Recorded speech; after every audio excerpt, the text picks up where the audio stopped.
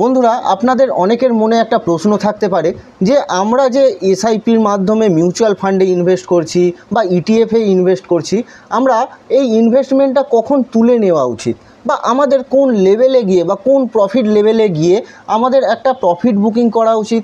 আর সবথেকে বড় প্রশ্ন, আমরা যদি লং টার্মের জন্য ইনভেস্টমেন্ট করব ভাবি, তাহলে আমাদের প্রফিট বুকিং করা আদৌ কি উচিত হবে? কেন আমাদের অনেকেই এটা ভেবে ইনভেস্ট করি যে আমি হয়তো আমার মেয়ের বিয়ের জন্য ইনভেস্ট করছি বা একটা বাড়ি করার জন্য ইনভেস্ট করছি, কোনো না কোনো একটা উদ্দেশ্য নিয়ে রিটায়ারমেন্টের জন্য ইনভেস্ট করছি।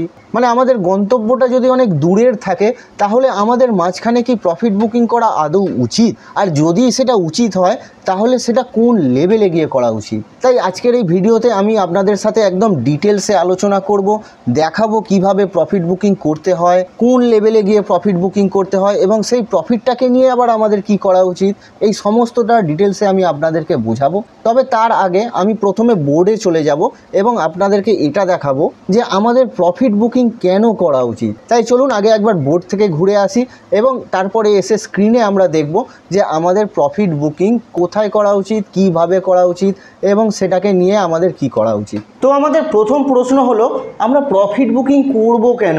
আমরা যখন মিউচুয়াল ফান্ড বা ইটিএফে যখন ইনভেস্ট করি, লং টার্মের জন্য ইনভেস্ট করি, তাহলে আমরা মাঝখানে হঠাৎ প্রফিট বুকিং করতে যাব কেন?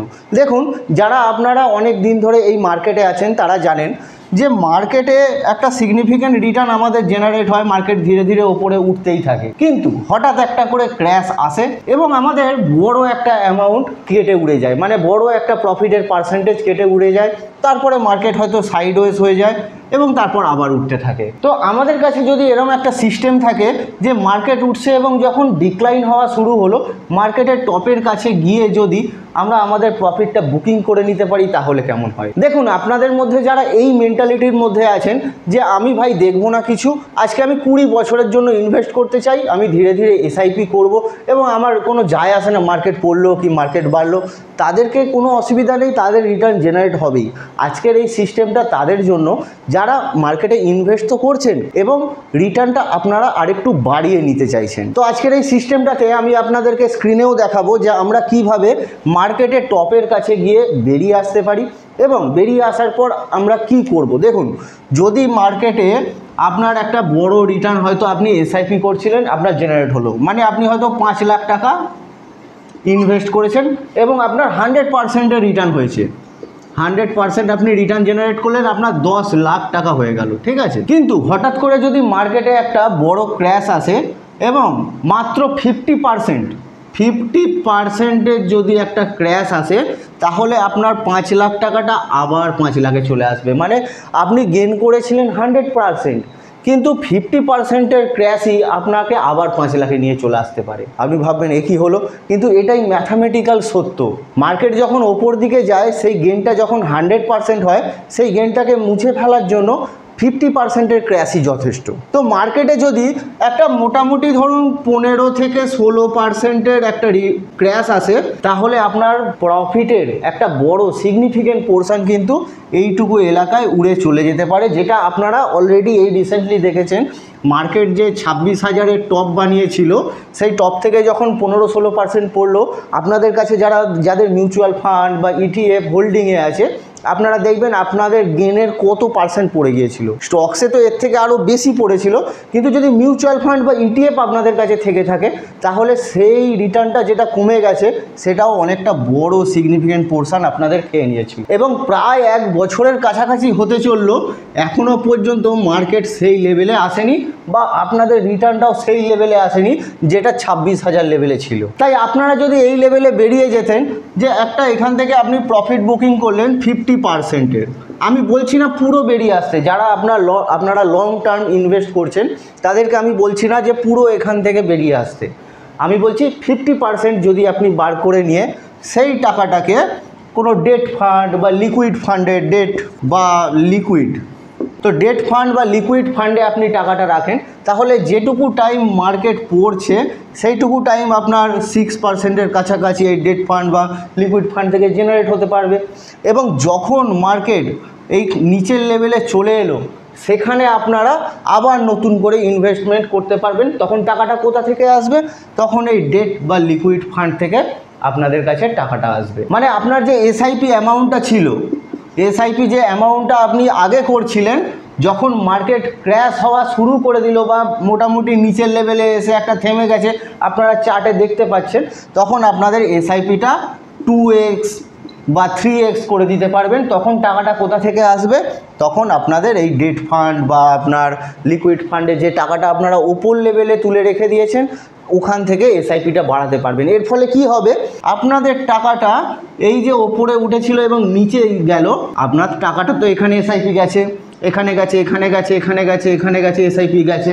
এবার যখন এখান থেকে আপনি 50% টাকা তুলে নিলেন এবং তারপর ডবল বা ট্রিপল আপনি এসআইপি দিচ্ছেন নিচের লেভেলে, তাহলে কি হবে, আপনার টাকাটার অ্যাভারেজিংটা কমে যাবে। মানে আপনার যে ইউনিটগুলো আছে তার অ্যাভারেজগুলো অনেকটা ডাউন হয়ে যাবে। তার ফলে মার্কেট যখন আবার ওপর দিকে ওঠা শুরু করবে, তখন আপনার রিটার্ন এবং অন্য যারা সাধারণ ইনভেস্টার, মানে কোনো স্ট্র্যাটেজি নয়, তারা সারাক্ষণ এসআইপি করেই যাচ্ছে, তো এই স্ট্র্যাটেজিটা যদি আপনি ফলো করেন, তাদের থেকে অনেক বেশি রিটার্ন আপনি কামিয়ে নিতে পারবেন। এবারে আপনি জানবেন কি করে যে কোথা থেকে মার্কেটে একটা ফল আসতে পারে, মানে কোথায় গিয়ে আমাদেরকে প্রফিট বুকিংটা করা উচিত, কোথা থেকে বেরিয়ে আসা উচিত, কীভাবে কী স্ট্র্যাটেজিতে বেরিয়ে আসা উচিত, সেটা জানার জন্য চলুন আমরা একবার স্ক্রিনে যাই।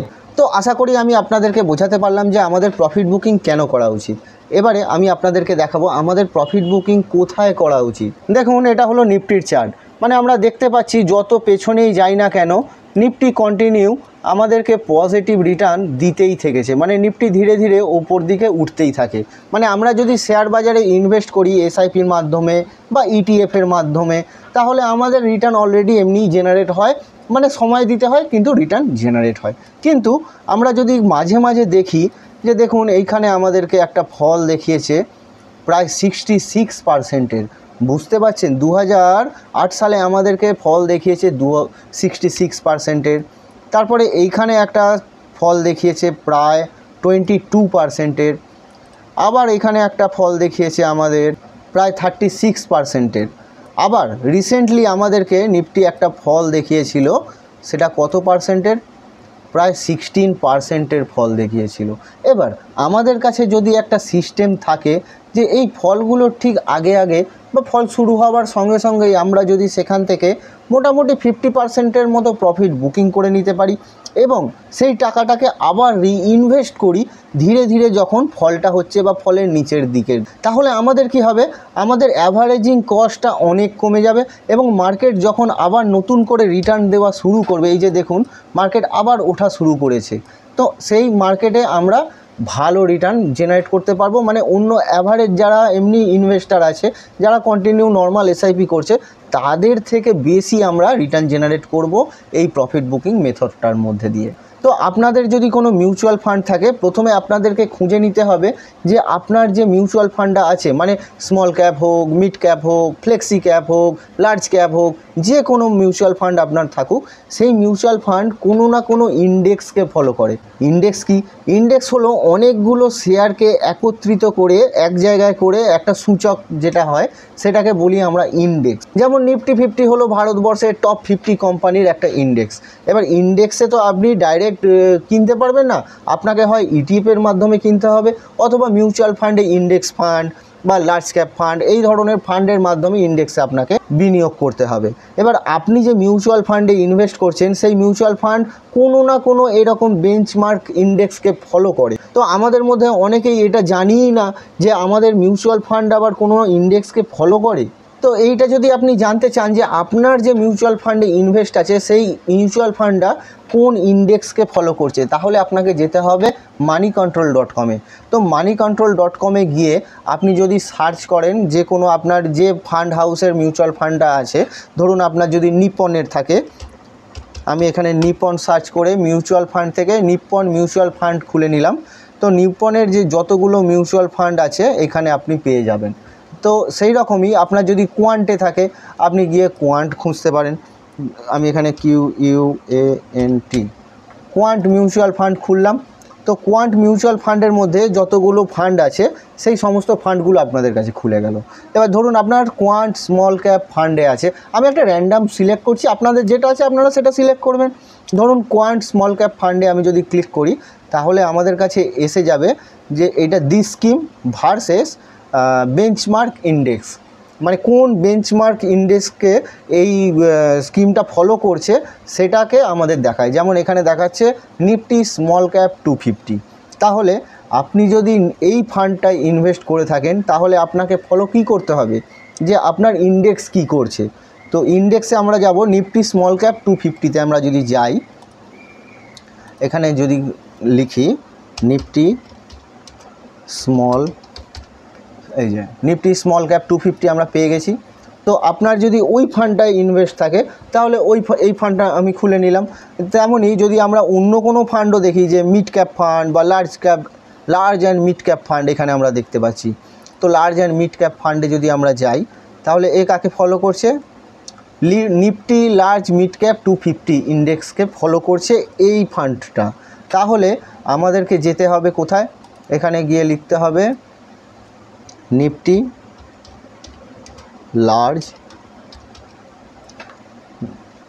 Large mid cap 250 index. তো আমরা একটা ইন্ডেক্স অলরেডি পেয়ে গেছি। এই ইন্ডেক্সটা বেশি মানে বড় ডেটা নেই, তাই জন্য আমি আপনাকে নিফটি দিয়ে দেখাচ্ছি। তো নিফটি 50 ইন্ডেক্সে আমরা যদি যাই আমরা দেখছি এইখানে একটা বড় ফল এসছে। আমাদেরকে কি করতে হবে, আমাদেরকে উইকলি চার্টে গিয়ে একটা ইন্ডিকেটর লাগাতে হবে। ইন্ডিকেটরটার নাম হলো সুপার ট্রেন্ড। তো এই সুপার ট্রেন্ড ইন্ডিকেটরটা আমরা যখনই লাগিয়ে নেব তখনই আমাদেরকে দেখুন দেখাচ্ছে কিছুটা ক্ষেত্রে গ্রিন আছে আর কিছু ক্ষেত্রে রেড আছে।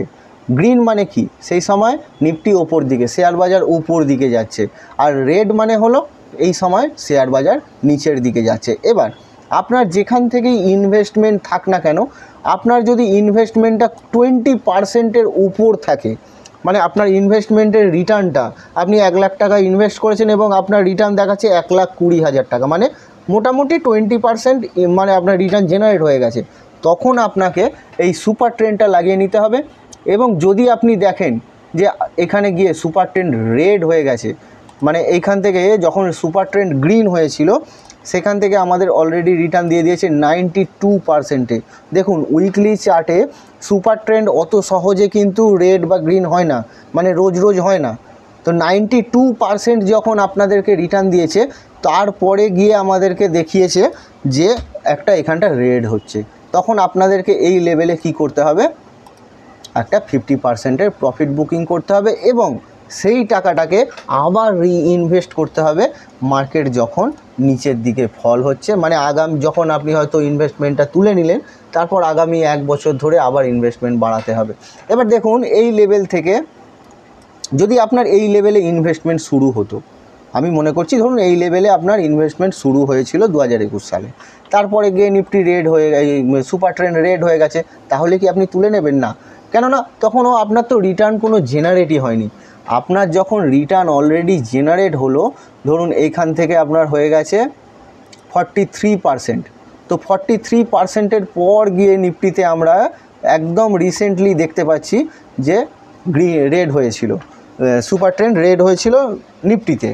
এবার আপনি যদি এই লেভেলে আপনার টাকাটা তুলে নিতেন, প্রায় 50% আপনি প্রফিট বুক করলেন এবং সেই টাকাটাকে আবার ধীরে ধীরে মার্কেটে রিইনভেস্ট করছেন যখন নিফটি বা শেয়ার বাজার নিচের দিকে যাচ্ছে। দেখুন কত নিচে গেছিলো এই লেভেল থেকে, প্রায় 11%। মানে কি, আপনার টাকাটা আপনি তুলে নিয়ে আবার ইনভেস্ট করছেন নিচু দামেতে, কম দামেতে, তাহলে কি আপনি আরও বেশি অ্যাকুমুলেট করতে পারবেন এবং যখন মার্কেট আবার আপ ট্রেন্ড দেখানো শুরু করবে তখন আপনার কাছে আসবে একটা বড় রিটার্ন। এবারে নেক্সট ভিডিওটা কিন্তু একদম মিস করা যাবে না, তার কারণ এর পরের ভিডিওতে আমি আপনাদেরকে দেখাবো যে ইটিএফ ভালো নাকি মিউচুয়াল ফান্ড ভালো। মানে আপনি যদি এসআইপির মাধ্যমে ইনভেস্ট করেন তাহলে ইটিএফে করা বেটার হবে নাকি মিউচুয়াল ফান্ডে, কোথায় বেশি রিটার্ন জেনারেট হওয়া সম্ভব, সেটা আমি আপনাদেরকে নেক্সট ভিডিওয়ে দেখাবো। তাই চ্যানেলটাকে অবশ্যই সাবস্ক্রাইব করে বেল আইকনটা টিপে রাখুন যাতে আপনারা নোটিফিকেশানটা পেয়ে যান এর পরের ভিডিওর। আর যদি আপনি অলরেডি ইটিএফে ইনভেস্ট করেন তাহলে আপনার কিভাবে ইটিএফে ইনভেস্ট করলে আপনার রিটার্নটা অন্যদের তুলনায় অন্তত বেশি হওয়া সম্ভব, তার জন্য আমি একটা গোটা ভিডিও বানিয়ে রেখেছি, আপনারা এটা গিয়ে দেখতে পারেন। এবং আজকের ভিডিওটা যদি আপনার ভালো লেগে থাকে তাহলে অবশ্যই লাইক, কমেন্ট আর সাবস্ক্রাইব করতে ভুলবেন না। ধন্যবাদ, দেখা হচ্ছে পরের ভিডিওয়।